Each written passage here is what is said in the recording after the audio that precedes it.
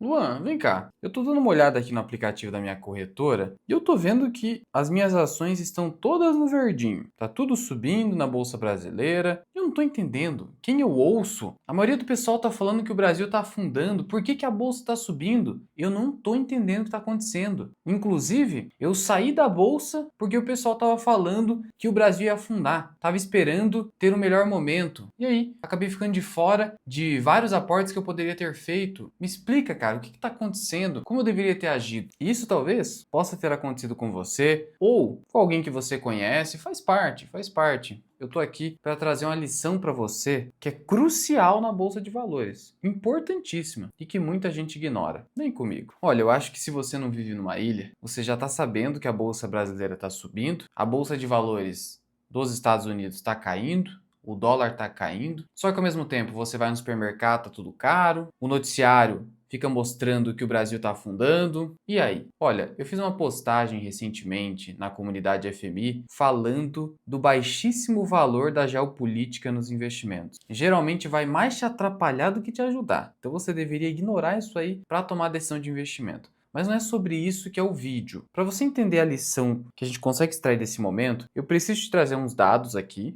bem tranquilo, nada muito técnico, e aí a gente chega no ponto X aqui. Então fica comigo até o final, já clica no botão de gostei para fortalecer o canal e vamos lá. Ibovespa, principal indicador do mercado de ações do Brasil, subindo muito bem. A gente está falando só de 4 meses, subindo 12,46% a 135 mil pontos. É a alta do ano. Só que não só isso. Como o dólar caiu, a gente tem que considerar que, como a nossa moeda brasileira se apreciou, se valorizou frente ao dólar americano, a gente ganhou duas vezes. Então a gente tem que somar tanto a desvalorização do dólar quanto a valorização da bolsa. Na prática, a nossa bolsa se valorizou mais ou menos 20%. Por que mais ou menos? Porque por aproximação, não é cravadinho, tudo certinho, mas por aproximação, a gente tem esse ETF, o EWZ, que é muito utilizado para falar de forma simplificada Bolsa Brasileira em dólares. E por que isso, Luan? Por que o pessoal fala isso e ninguém explica? Eu vou te explicar aqui. Primeiro, a gente tem o Ibovespa, que é um índice. É o índice da B3, tem uma série de ações. São 87 ações aqui dentro. Lembrando que o Ibovespa é uma carteira teórica de ações, não é uma carteira de verdade, é uma simulação entre aspas. O EWZ também é um índice. Na verdade, ele é um ETF que pega esse índice MSCI Brasil. Então, ele é um ativo negociável que replica esse índice MSCI Brasil, que é como se fosse a bolsa brasileira para o exterior. E aqui dentro do ETF, que é da BlackRock, nós temos o quê? Nós temos Nubank, Petrobras, Itaú, Vale. No total, nós temos 53 ativos. Então aqui é um índice mais concentrado, então não é exatamente o Ibovespa. Não se engane, tem diferença. Mas como a diferença não é tão grande, o pessoal simplifica e fala, o EWZ, etc. E o EWZ, a valorização dele tem que considerar também a taxa de administração, que não é baixa. É uma taxa até alta, considerando o padrão internacional, onde o pessoal cobra taxas bem menores. Aqui está 0,59% ao ano. De qualquer forma, não é maluquice falar que a Bolsa Brasileira em dólares, nesse ano, em apenas 4 meses, se valorizou aproximadamente 20%. Esse é o dado, para simplificar. E por que isso surpreende tanto? Esse aqui é o gráfico da taxa Selic, que é a taxa básica de juros da economia brasileira. E ele está aqui em cima, 14,25% ao ano, um juro muito alto. O juro nesse patamar é ruim para o governo, que gasta muito com juro, e ruim para as empresas, que têm extrema dificuldade de se financiar com dívida. Muito cara a dívida hoje. E não pega somente as empresas que vão contrair dívida agora, como aquelas que já têm dívida. Só que a dívida cresceu muito porque o indicador CDI acompanha a taxa Selic. E por que a bolsa nesses patamares surpreende com o juro nesse patamar? Porque a gente foi ensinado, não de forma totalmente errada, mas a gente foi ensinado de que, quando o juro está muito alto, a bolsa não vai subir. É o contrário, é só quando o juro está caindo que a bolsa sobe. Por que a bolsa está subindo? Olha que doideira! E aí então você pensa, cara, não era para primeiro esse juro tá caindo para a bolsa subir? Eu estava esperando esse juro cair para sair da renda fixa e ir para a bolsa, mas a bolsa já subiu e agora? O que eu faço? Algo muito próximo do nosso investidor hipotético aqui do começo do vídeo. Só que é aí que mora o grande problema. É aí que você foi enganado, que você foi iludido. Cuidado com afirmações muito simplistas.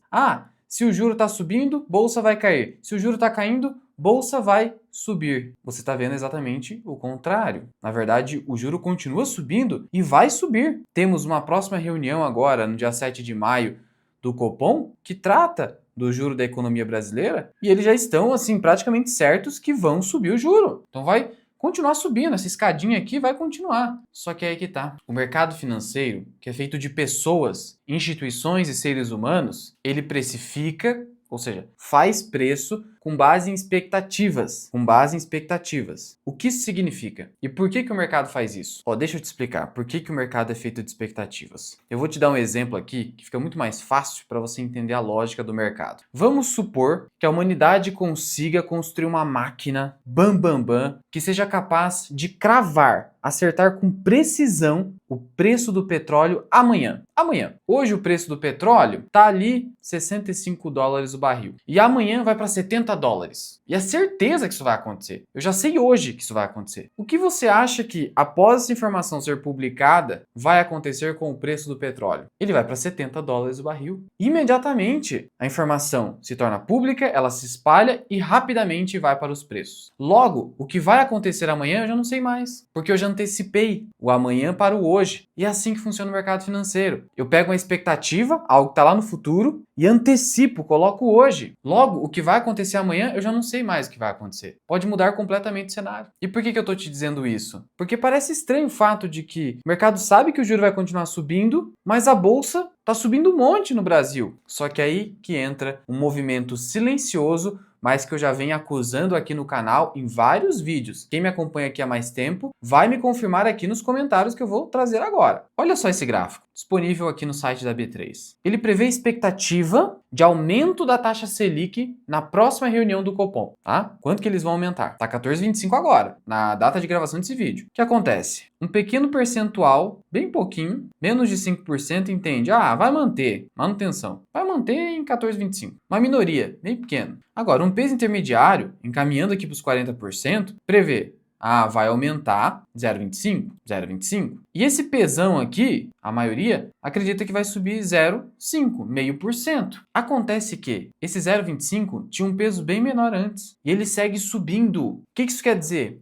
Que o mercado está esperando que a Selic suba só 0,25. E esse pessoal está começando a crescer. Não sei se você conseguiu me entender. Antes, uma maioria muito clara, ainda é a maioria, mas uma maioria muito clara, estava falando, olha, Selic vai subir 0,5%. Agora começou a subir o pessoal que fala, não, vai subir 0,25%. E por que isso está acontecendo? Por conta principalmente dos dados de inflação no Brasil. Então veja que essa mudança de expectativa já começou a se refletir nos preços da Bolsa de Valores. O pessoal já foi comprar. O estrangeiro já foi comprar. E 30% da bolsa é estrangeiro, então eles movimentam o preço mesmo. A hora que eles entendem que é para comprar a bolsa vai subir, porque eles têm a caneta na mão, eles têm a bufunfa na mão. E aí o que vem acontecendo, que eu já venho trazendo em outros vídeos. Essa aqui é a curva de juro. Olha só a trajetória dessa curva, presta atenção. Você vai notar que ela começou a cair. Olha só, ela deu um pico, começou a cair. Tá caindo, ó. Então o mercado já está esperando uma taxa de juro menor do que se pensava. Já tinha gente falando acima de 15%. Eu sempre falei que muito acima de 15% seria bastante improvável, porque a economia brasileira não suportaria, o Estado brasileiro não suportaria por muito tempo. Entraríamos eventualmente numa recessão, dominância fiscal. Não vou ficar explicando esses conceitos chatos aqui para você, só para você entender que o negócio ia ficar feio. Não à toa que a gente já começou a esperar uma inflação menor. A gente tinha aqui inflação implícita e eu vinha trazendo de 7%, agora está em 6%. Então o pessoal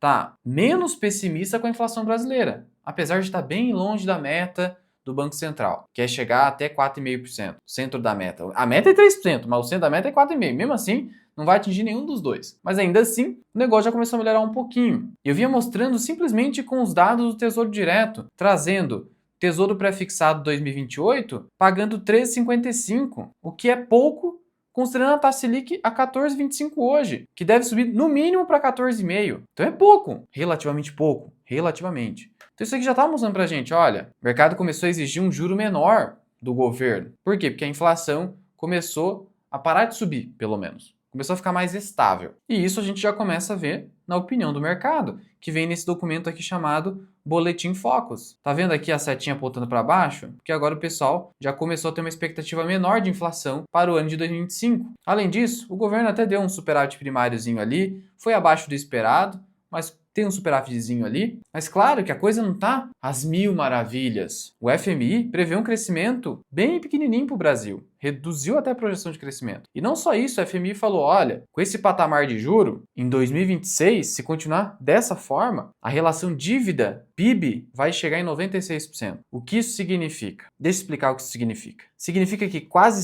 100% do produto interno bruto, que é a riqueza do país, produzida pelo país, quase 100%, será o mesmo do tamanho da dívida pública brasileira, a dívida do governo. Vai haver quase que uma equivalência. É isso. Hoje, ainda está abaixo de 90, mas no começo desse governo, estava lá abaixo de 87 e foi crescendo loucamente. Então, por isso que tem gente que fala, mas tem países aí de primeiro mundo que a relação dívida-PIB é muito maior que 100. Por que você está preocupado o Brasil ir para 100? Por que eu estou preocupado? Primeiro que a gente precisa comparar banana com maçã. Você está comparando Brasil, país de terceiro mundo, com país de primeiro mundo.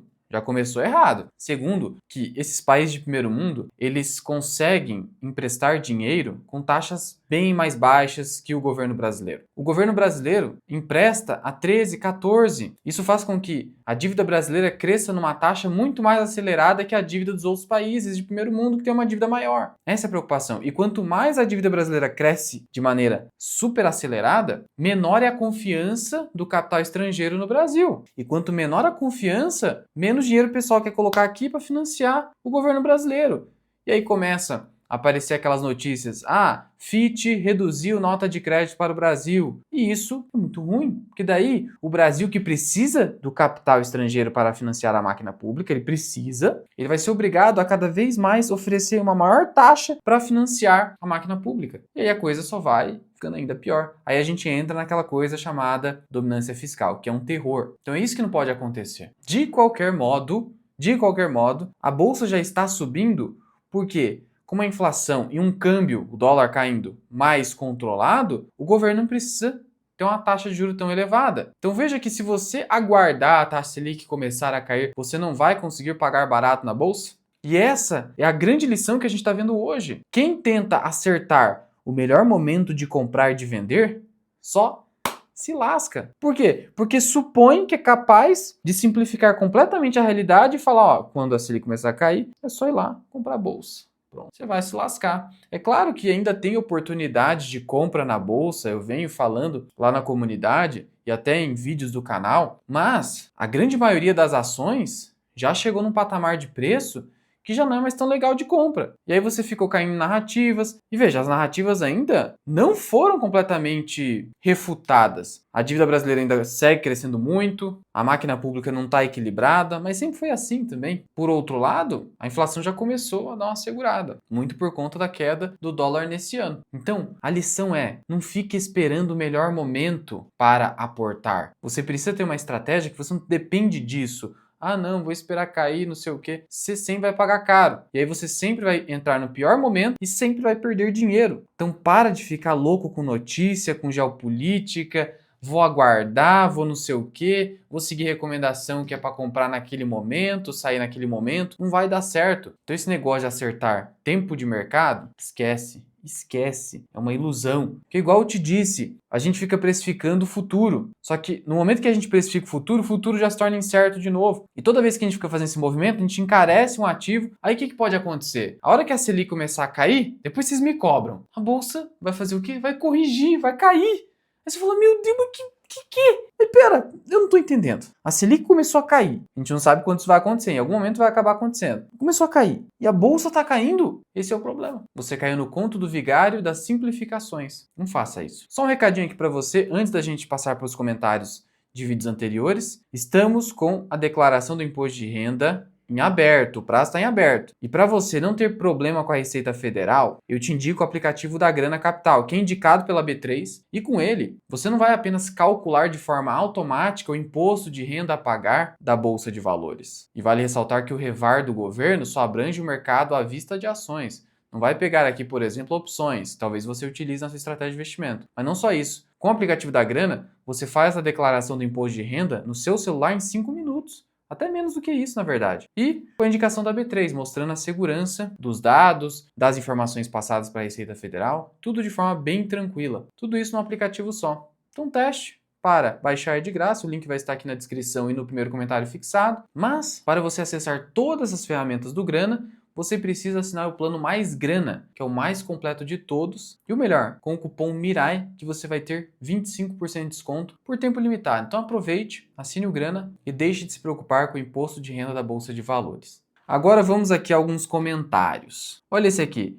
Quando vou comprar ações aparece swing trade? O que acontece é o seguinte, algumas corretoras, elas colocam a área de swing trade para compra de ações, desde que não seja day trade. É só isso, não se preocupe com isso, tá? Isso faz parte de algumas corretoras. Se eu não me engano, a Clear tem esse sistema. Preço teto Petrobras do Mirai. Meia meme.